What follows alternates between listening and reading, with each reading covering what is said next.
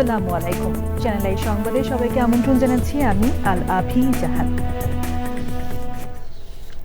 বিস্তারিত সংবাদের শুরুতেই জানিয়ে দিচ্ছি ফ্রেশ আটা ময়দা সুজি সংবাদ শিরোনামগুলো। জুলাই গণ অভ্যুত্থানের মামলায় ইনুর বিরুদ্ধে রায় যে কোনো দিন। হেফাজতের সমাবেশে হত্যাকাণ্ডে দীপুমণি, মোজামেল বাবু, ফারজানা রূপা কারাগারে। 2027 সালের এসএসসি পরীক্ষা শুরু 7 জানুয়ারি ও এইচএসসি 6 জুন। সেশন জট কমানোর পদক্ষেপ বললেন শিক্ষামন্ত্রী। জন্মের পর নিউমোনিয়া সহ জটিলতায় পড়া শিশুদের হামে দ্রুত অবনতি। হাম শনাক্তের পরও নতুন রোগে আক্রান্ত হওয়ার আশঙ্কা। চামড়া খাতের নানা অব্যবস্থাপনায় পরিবেশ প্রতিবেশের অপূরণীয় ক্ষতি। টেকসই পদক্ষেপে শিল্পের অগ্রযাত্রা নিশ্চিতের তাগিদ।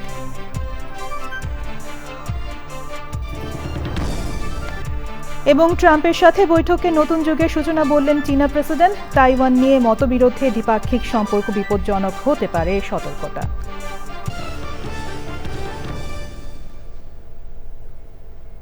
এছাড়াও নিটল ডাটা বিশেষ সংবাদে যা থাকছে।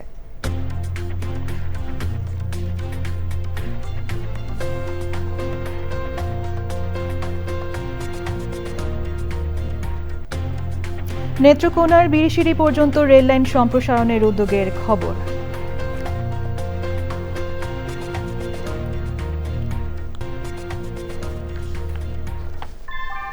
ভূমিকম্প সহনীয় মোস্ট ডিউরেবল দেশের প্রথম থার্মেক্স রড সালাম স্টিল। সালাম স্টিল বোঝে ডিউরেবিলিটি। সালাম স্টিল, মোস্ট ডিউরেবল স্টিল। সংবাদ শিরোনামগুলো জানাচ্ছিলাম। এখনকার এই সংবাদ আয়োজন একই সঙ্গে চ্যানেল আই এর ইউটিউব চ্যানেলে এবং চ্যানেল আই এর ওটিটি প্ল্যাটফর্ম আই স্ক্রিনে লাইভ স্ট্রিম হচ্ছে। এবার বিস্তারিত। জুলাই গণ অভ্যুত্থানের ঘটনায় দায়ের করা মামলায় জাসদ সভাপতি ও সাবেক মন্ত্রী হাসানুল হক ইনুর বিরুদ্ধে যে কোনো দিন রায় ঘোষণা করবেন ট্রাইব্যুনাল 2। অভিযোগ প্রমাণের দাবি করে আসামির উপযুক্ত সাজা চেয়েছে প্রসিকিউশন। আর আসামি পক্ষ বলেছে রাষ্ট্রপক্ষ সম্পৃক্ততা প্রমাণ করতে পারেনি। আর হেফাজতের সমাবেশে হত্যাকাণ্ডের ঘটনায় সাবেক মন্ত্রী দীপুমণি, সাংবাদিক মোজামেল বাবু ও ফারজানা রূপাকে গ্রেফতার দেখিয়ে কারাগারে পাঠিয়েছেন ট্রাইব্যুনাল 1। বিস্তারিত জানাচ্ছেন মাজহারুল হক মান্না। প্রসিকিউশনের আবেদনের পরিপ্রেক্ষিতে বৃহস্পতিবার সকাল 10টার দিকে সাবেক মন্ত্রী দীপুমণি, সাংবাদিক মোজামেল বাবু ও ফারজানা রূপাকে ট্রাইব্যুনালে হাজির করা হয়। 3 জনের বিরুদ্ধে ষড়যন্ত্র ও পরিকল্পনার অভিযোগ আনা হয়েছে। প্রসিকিউশন বলেছে শাপলা চত্বর হত্যাকাণ্ডটি পরিকল্পিত ঘটনা। সে সময় লাশের সংখ্যা গোপনে সহায়তা করেছিল সাংবাদিক মোজামেল বাবু এবং ফারজানা রূপা।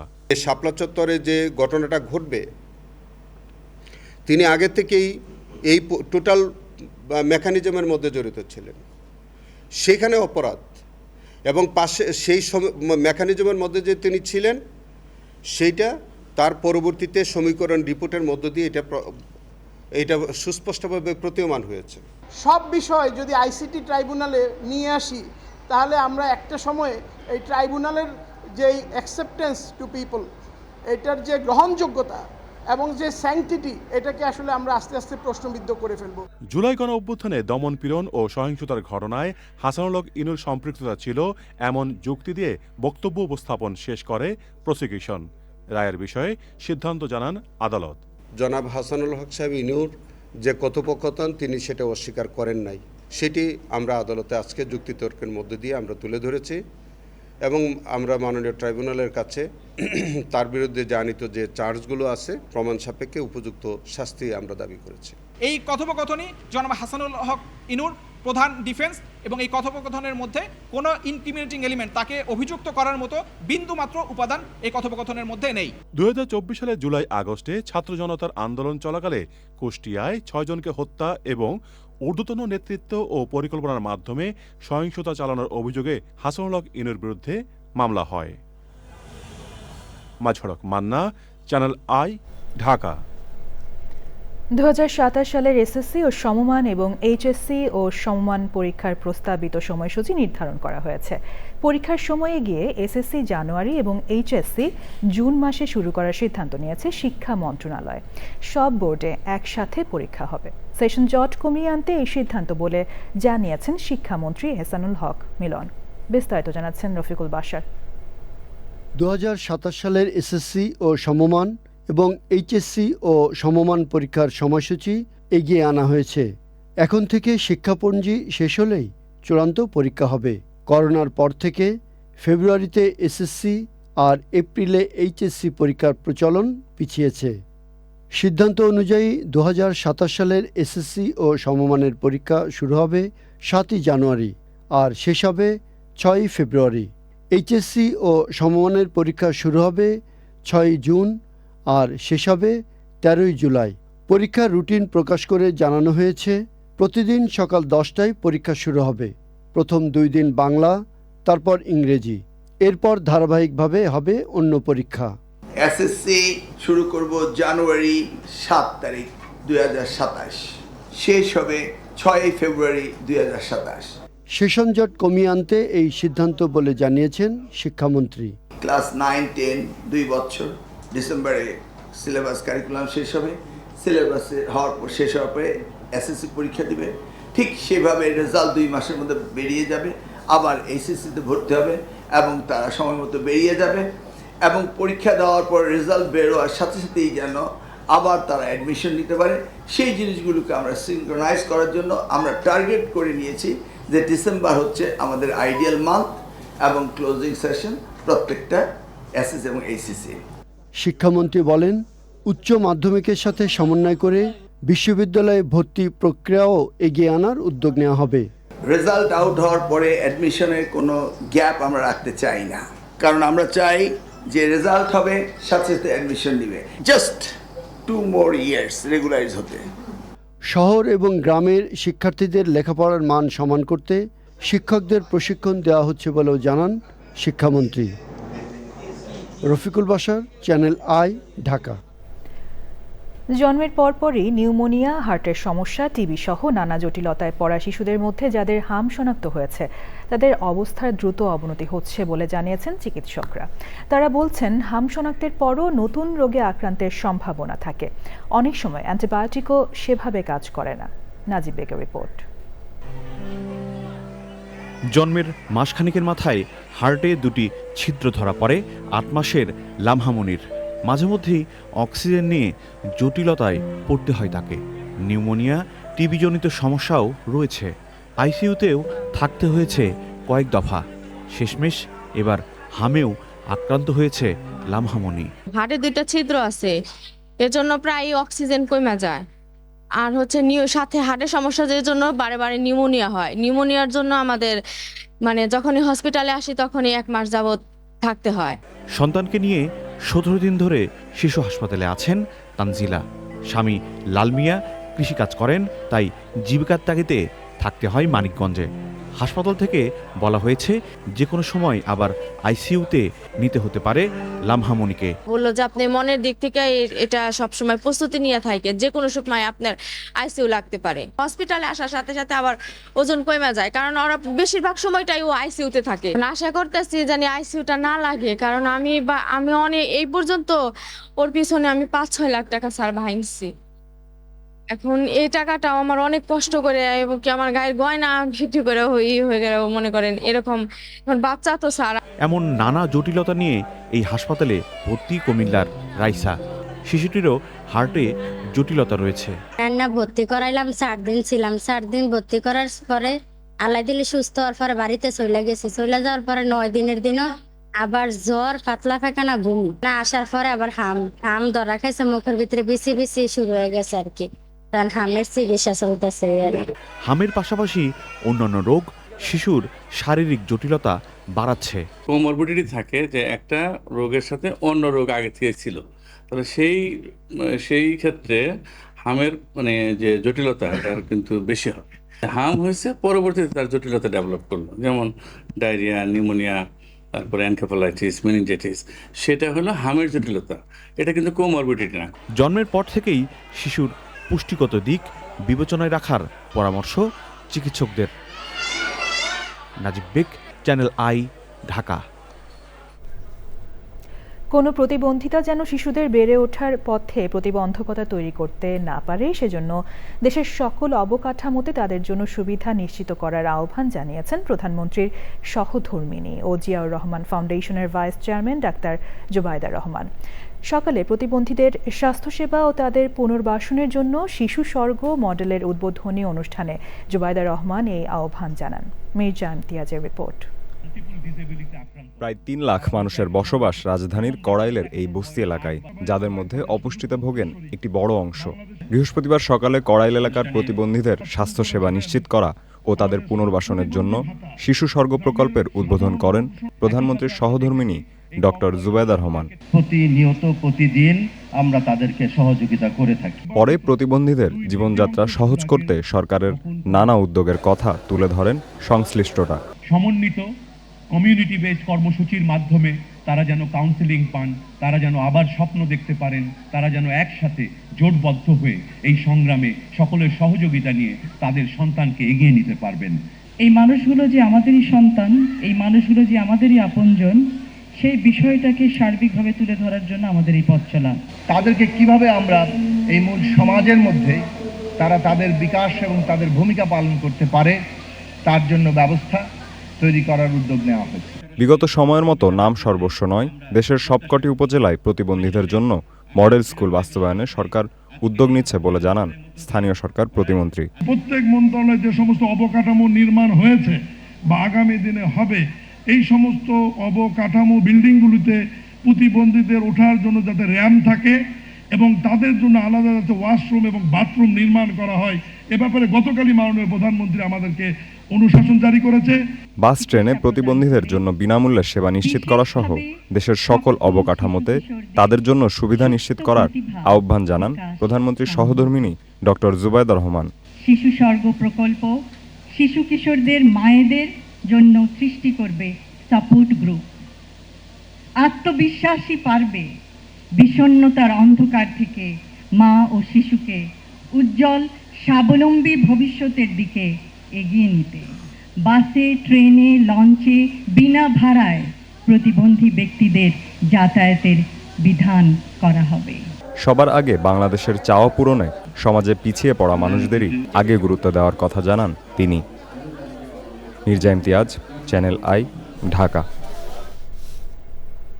ইঞ্জিনিয়ার সাহেব, বাড়ি ডিজাইন তো হলো, কিন্তু কোন রড দিয়ে বাড়ি বানাবো? অবশ্যই আকিজ ইস্পাত, কারণ ভালো মানের 500W রডের yield strength 500 MPa, tensile strength 625 MPa আর সর্বোচ্চ গুণগত মানের আকিজ ইস্পাতের টেনসাইল স্ট্রেংথ 700 MPa, অর্থাৎ ভালো মানের রডের থেকেও 12% বেশি।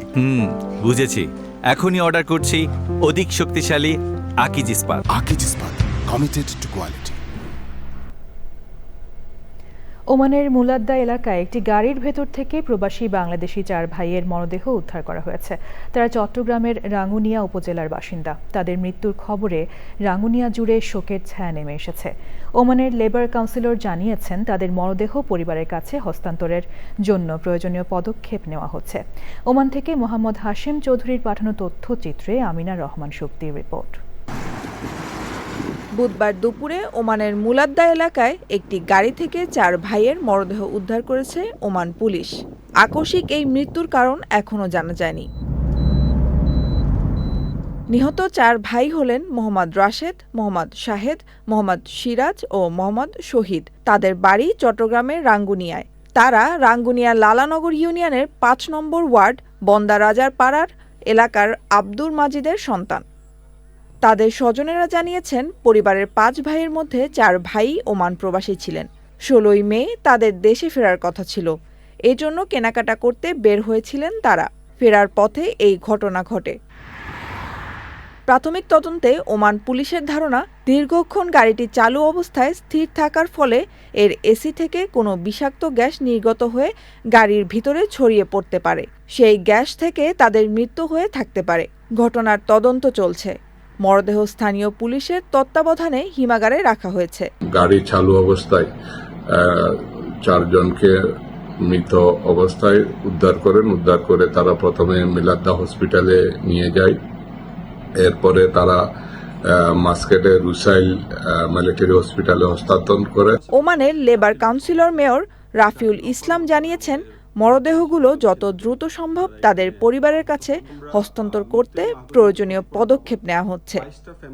4 ভাইয়ের আকস্মিক মৃত্যু মেনে নিতে পারছেন না স্বজন ও এলাকাবাসী। বারে মেসি বলতে আছে যে চারিজন কি মারা গেছে, এরকম শুনছি সবার মুখে মুখে। বিষয় যদি এখানে যদি মনে করেন যদি সমাজের মানুষ আলহামদুলিল্লাহ, তাহলে এখানে যদি ফাটা যায় সবাই দেখে খুশি হবে।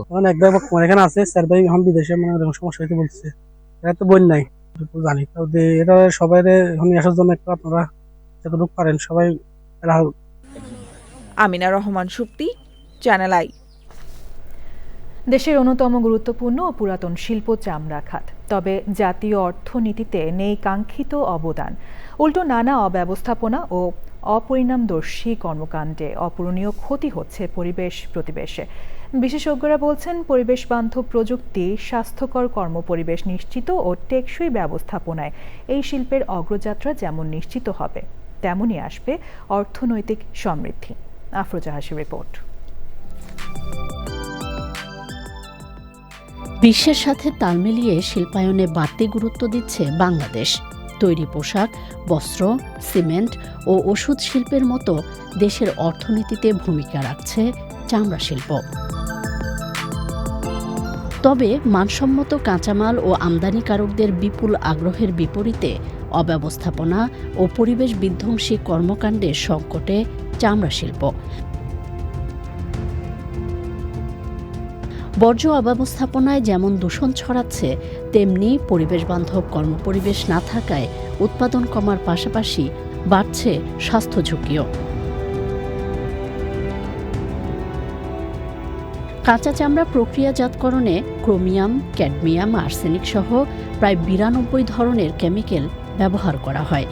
ভারী ধাতু মিশ্রিত এসব বর্জ্য পরিশোধন ছাড়াই ফেলা হচ্ছে নদী, নালা, খালে।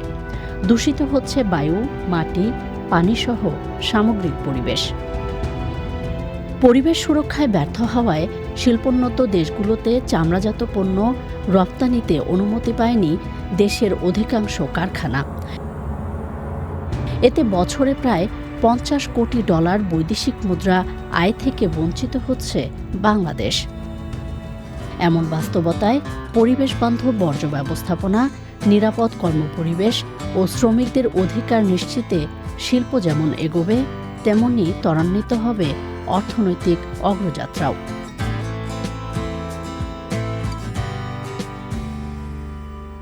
আফরোজা হাসি, চ্যানেল আই। চামড়া শিল্পের পরিবেশগত প্রভাব ও অধিকার নিয়ে বিশেষ আয়োজন দেখবেন আজ রাত 10:15 প্রকৃতি ও জীবন অনুষ্ঠানে। চীনের রাজধানী বেইজিংয়ে জাঁকজমকপূর্ণ আনুষ্ঠানিক অভ্যর্থনার মধ্য দিয়ে চীনা প্রেসিডেন্ট শি জিনপিং বৈঠক করেছেন যুক্তরাষ্ট্রের প্রেসিডেন্ট ডোনাল্ড ট্রাম্পের সঙ্গে। দুই নেতার বৈঠকে ইরান যুদ্ধ, বিশ্ব অর্থনীতি, বাণিজ্য সহ বেশ কিছু বিষয় প্রাধান্য পায়। বৈঠকের পর চীনা প্রেসিডেন্ট বলেন, প্রতিদ্বন্দ্বী নয় বরং অংশীদার হিসেবে কাজ করা উচিত দুই দেশের। ট্রাম্প বলেন, যুক্তরাষ্ট্র ও চীনের সম্পর্ক বিশ্বের সবচেয়ে গুরুত্বপূর্ণ সম্পর্কগুলোর একটি। বিশ্বের ক্ষমতাধর দুই দেশের দুই নেতার বৈঠক নিয়ে বিস্তারিত জানাচ্ছেন সুব্রত গাইন। বিশ্ব রাজনীতি, অর্থনীতির অন্যতম গুরুত্বপূর্ণ শক্তি চীন ও যুক্তরাষ্ট্র, আর সেই দুই দেশের নেতার বৈঠক ঘিরে এখন নজর পুরো বিশ্বের। প্রায় 1 দশক পর দ্বিতীয়বারের মতো চীন সফরে মার্কিন প্রেসিডেন্ট ট্রাম্প। সফরকে আরও জাঁকজমকপূর্ণ করেছে রাজকীয় অভ্যর্থনা। পরে গ্রেট হল অব দ্য পিপলে প্রায় 2 ঘণ্টা চলে দুই নেতার রুদ্ধদ্বার বৈঠক। আলোচনায় উঠে আসে ইরান যুদ্ধ, বিশ্ব অর্থনীতি, বাণিজ্য সহ বেশ কিছু বিষয়। বৈঠকের পর রাষ্ট্রীয় নৈশভোজে অংশ নেন মার্কিন প্রেসিডেন্ট ট্রাম্প ও চীনা প্রেসিডেন্ট শি জিনপিং। ভোজসভায় অংশ নেওয়ার আগে কথা বলেন এই দুই নেতা। শি জিনপিং বলেন, চীন যুক্তরাষ্ট্রের প্রতিদ্বন্দ্বী নয় বরং অংশীদার হিসেবে কাজ করা উচিত। পারস্পরিক সম্মানই স্থিতিশীল চীন যুক্তরাষ্ট্র সম্পর্কের মূল চাবিকাঠি বলেও মন্তব্য করেন তিনি।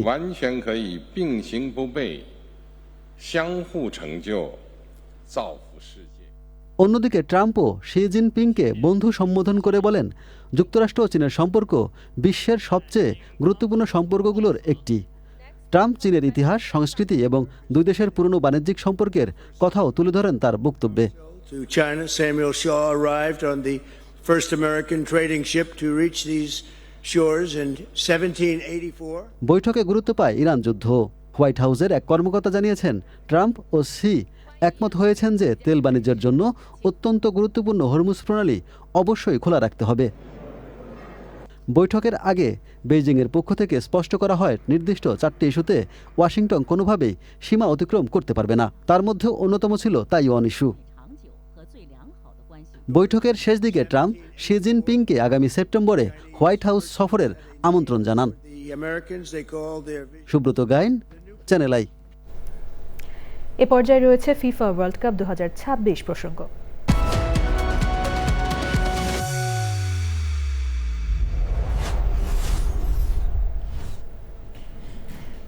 বিশ্বকাপ দেখতে যুক্তরাষ্ট্র ভ্রমণে ইচ্ছুক ফুটবল ভক্তদের জন্য সুসংবাদ দিয়েছে অন্যতম আয়োজক দেশ মার্কিন যুক্তরাষ্ট্র। ফুটবলের বৈশ্বিক আসর দেখতে যুক্তরাষ্ট্র ভ্রমণে ইচ্ছুক নির্দিষ্ট কিছু দেশের দর্শকদের জন্য ভিসার শর্ত শিথিল করার ঘোষণা দেওয়া হয়েছে। ভিসা আবেদনকারীদের বড় অঙ্কের জামানত বা বন্ড জমা দেওয়ার যে পদ্ধতি চালু আছে তা ফুটবল প্রেমীদের জন্য শিথিল করা হচ্ছে। যুক্তরাষ্ট্রের পররাষ্ট্র মন্ত্রণালয় জানিয়েছে, তাদের দেশে বিশ্বকাপের ম্যাচে অংশগ্রহণকারী দলের সদস্য এবং টিকিট সংগ্রহকারী ফুটবল সমর্থকদের জন্য ভিসা জামানতের নিয়মে ছাড় দেওয়া হবে। তবে সমর্থকদের অবশ্যই ভিসার জন্য নির্ধারিত অগ্রাধিকার ব্যবস্থায় নিবন্ধিত থাকতে হবে। এর আগে প্রেসিডেন্ট ট্রাম্পের অভিবাসন নিয়ন্ত্রণ নীতিমালা অনুযায়ী 50টি উন্নয়নশীল দেশের নাগরিকদের জন্য 5 থেকে 15,000 মার্কিন ডলার জামানত রাখা বাধ্যতামূলক ছিল। মার্কিনীদের এই সিদ্ধান্তকে স্বাগত জানিয়েছে ফিফা। সংবাদের এই পর্যায়ে নিয়েছি বিরতি। বিরতির পর অন্যান্য সংবাদের সাথে আরও যা থাকছে। ভারতের উত্তরপ্রদেশে শক্তিশালী ঝড়, বৃষ্টি, বজ্রপাতে কমপক্ষে 89 জনের মৃত্যু, গাছপালা উপড়ে ক্ষতিগ্রস্ত অসংখ্য ঘরবাড়ি।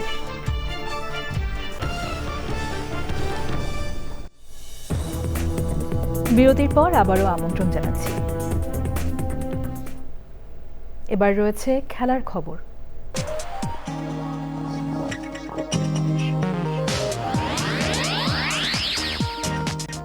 সবশেষে ফ্রেশ আটা, ময়দা, সুজি সংবাদ শিরোনামগুলো জানিয়ে দিচ্ছি আরও একবার। জুলাই গণ অভ্যুত্থানের মামলায় ইনুর বিরুদ্ধে রায় যে কোনো দিন। হেফাজতের সমাবেশে হত্যাকাণ্ডে দীপুমণি, মোজাম্মেল বাবু, ফারজানা রূপা কারাগারে। 2027 সালের এসএসসি পরীক্ষা শুরু 7 জানুয়ারি ও এইচএসসি 6 জুন। সেশন জট কমানোর পদক্ষেপ বললেন শিক্ষামন্ত্রী। জন্মের পর নিউমোনিয়া সহ জটিলতায় পড়া শিশুদের হামে দ্রুত অবনতি, হাম শনাক্তের পরও নতুন রোগে আক্রান্ত হওয়ার আশঙ্কা। চামড়া খাতে নানা অব্যবস্থাপনায় পরিবেশ প্রতিবেশের অপূরণীয় ক্ষতি, টেকসই পদক্ষেপে শিল্পের অগ্রযাত্রা নিশ্চিতের তাগিদ। এবং ট্রাম্পের সাথে বৈঠকে নতুন যুগের সূচনা বললেন চীনা প্রেসিডেন্ট। তাইওয়ান নিয়ে মতবিরোধে দ্বিপাক্ষিক সম্পর্ক বিপজ্জনক হতে পারে, সতর্কতা।